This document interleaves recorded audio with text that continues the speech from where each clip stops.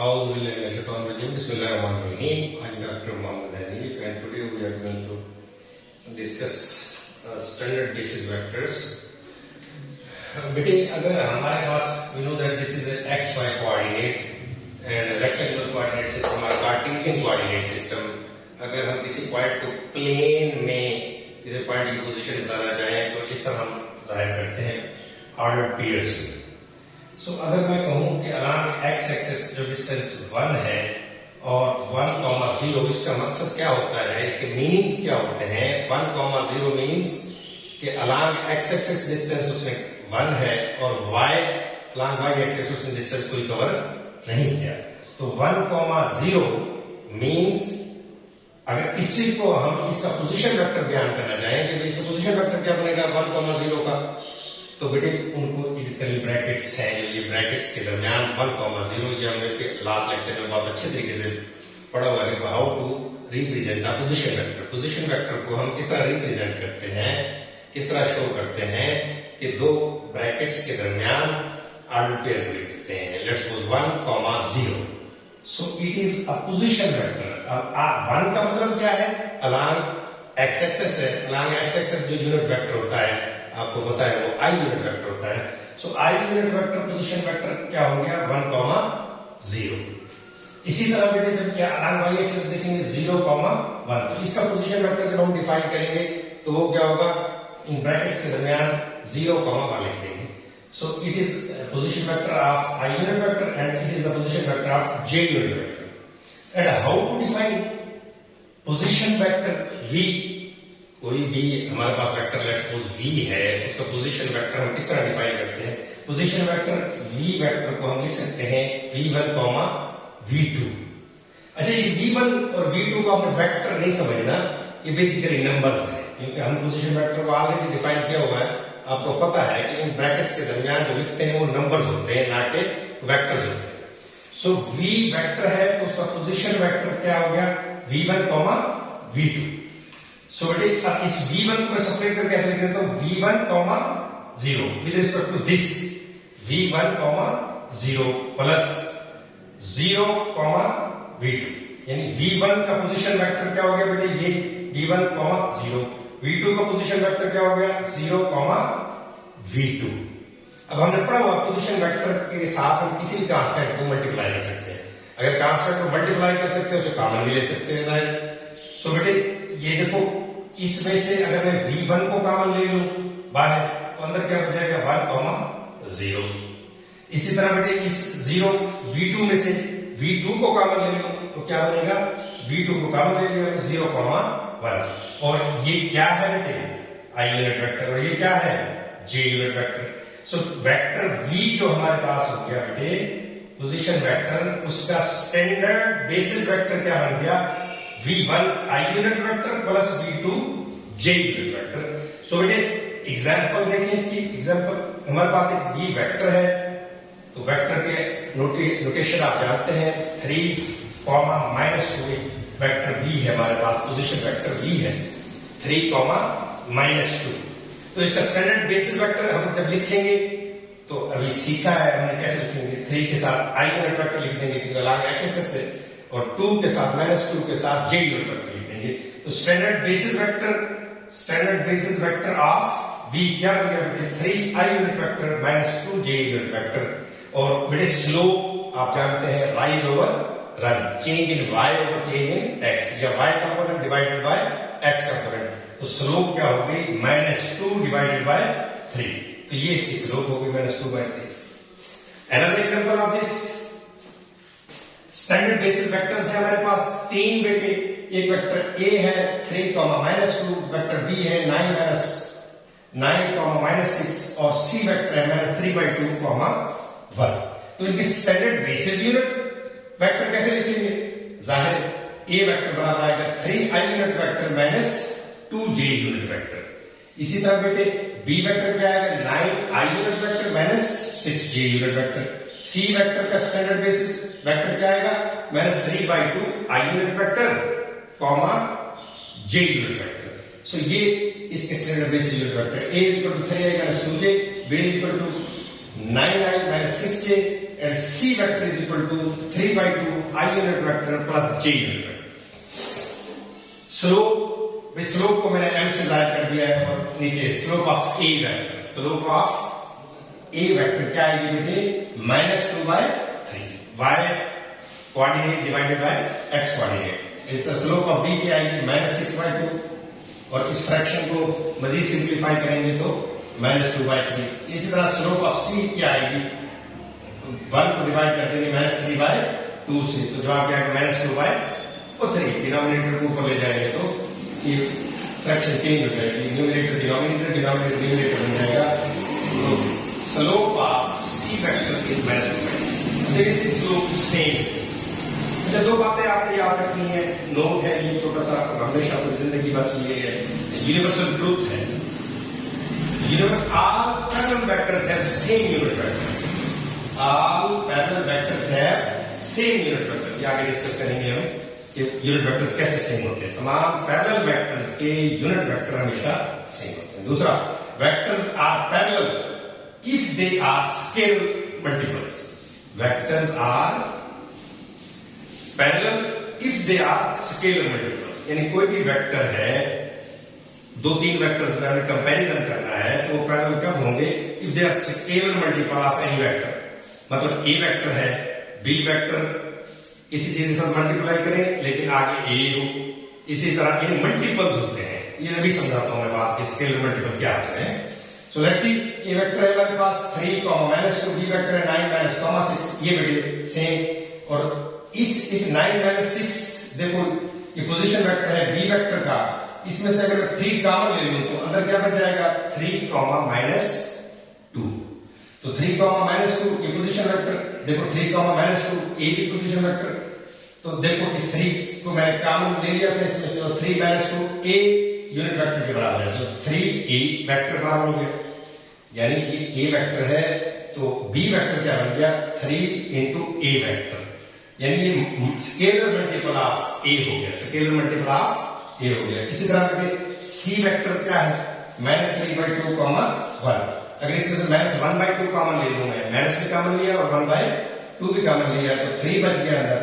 और जब इस इधर से कोई कॉमन नहीं है तो ये 2 मल्टीप्लाई हो जाएगा, -2 बन जाएगा। सो ये हो गया -1 by 2 ए वेक्टर। सो ये भी मल्टीपल है, स्केलर मल्टीपल है वेक्टर ए का। सो देखो ये 3 -2, इसमें भी 3 -2, इसमें भी 3 -2, so they are scalar multiples of each other, so they are basically parallel vectors. Thank you.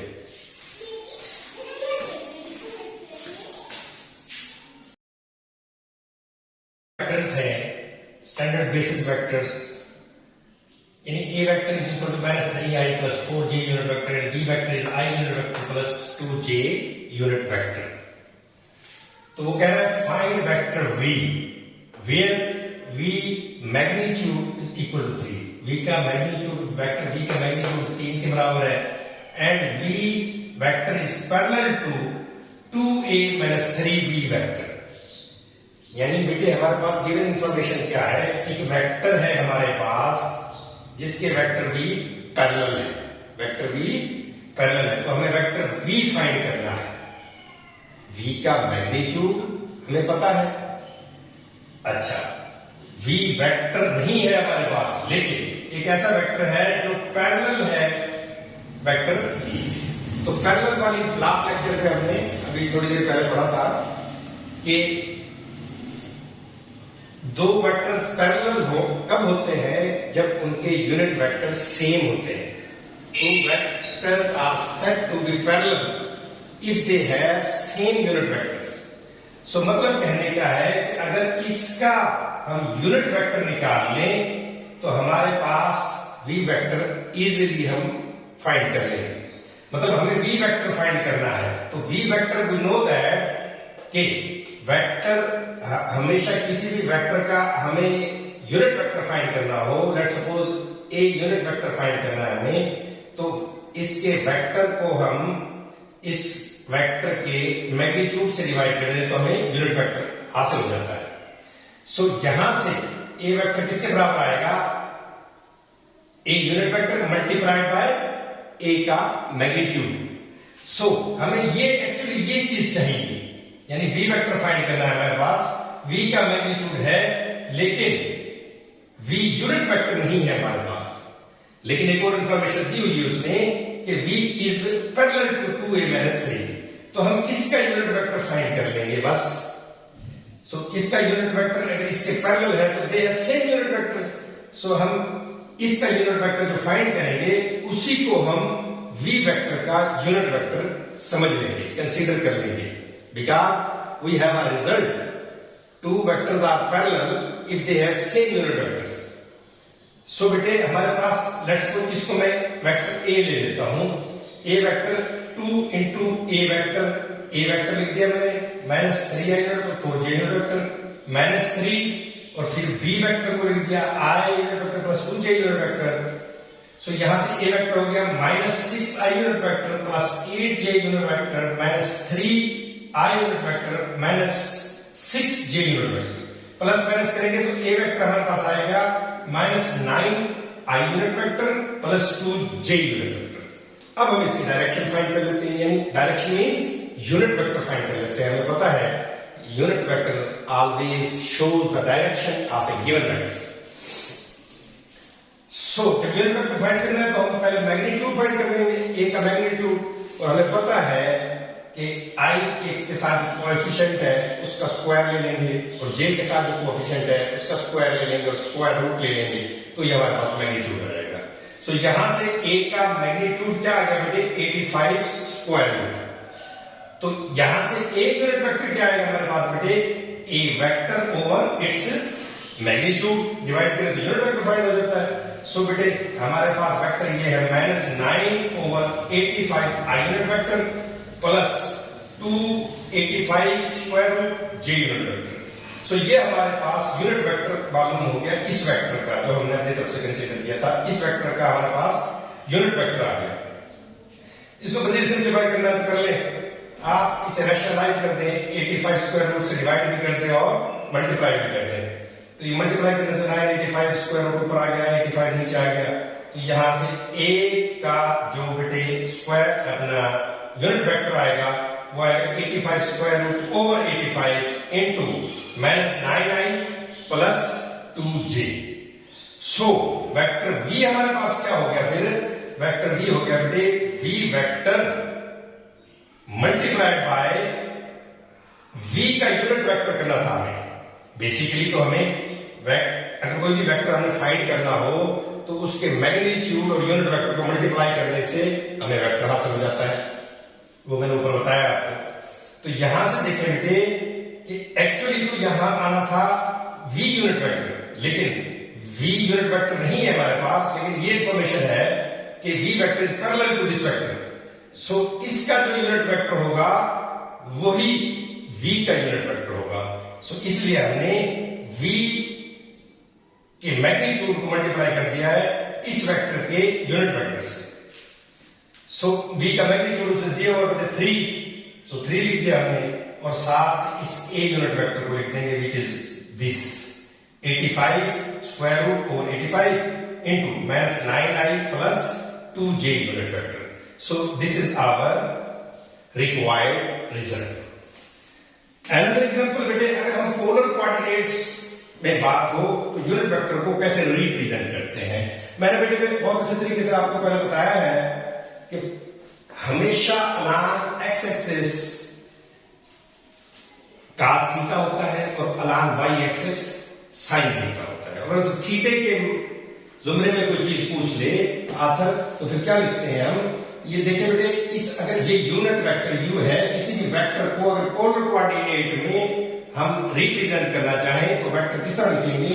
Let's suppose ये u वेक्टर है, u वेक्टर, तो इसका x कोऑर्डिनेट क्या हो जाएगा, x कंपोनेंट क्या हो जाएगा cos थीटा, और y कंपोनेंट क्या हो जाएगा बेटे sin थीटा हो जाएगा।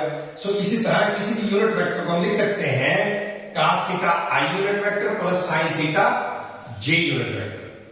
सो ये एक और एग्जांपल है, find vector v such that v has length 9 and v makes an angle theta which is pi/6 with x axis। वो कह रहा है वेक्टर v फाइंड करें, उसकी लेंथ हमारे पास 9 है तो लेंथ का मतलब क्या है बेटे? मैग्नीट्यूड। मैग्नीट्यूड उसकी क्या है? 9। और हमें क्या फाइंड करना है? Vector v। सो अब हमें पता है कि पोलर कोऑर्डिनेट में किसी भी वेक्टर को किस तरह रिप्रेजेंट करते हैं। So vector v is equal to cos theta i unit vector plus sin theta j unit vector. So बेटे थीटा की जगह हम पाई बाय 6 लिख देंगे और यहां से हमें cos पाई बाय 6 का आपको पता है 3 square root by 2 i unit vector हो गया। इस तरह sin पाई बाय 6 1 बाय 2 के बराबर होता है j यूनिट वेक्टर हो गया। सो यहां से हमें ये यूनिट वेक्टर मालूम हो गया। इसे लेट्स v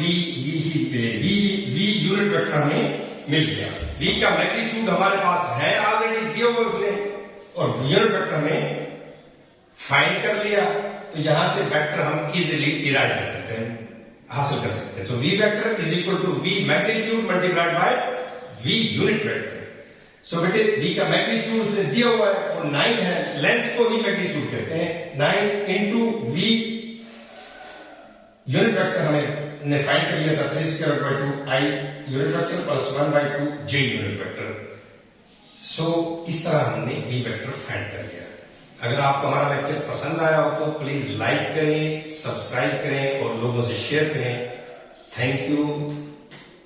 इससे हमारी हौसला अफजाई होती है। जज़ाकल्लाह। अल्लाह हाफिज।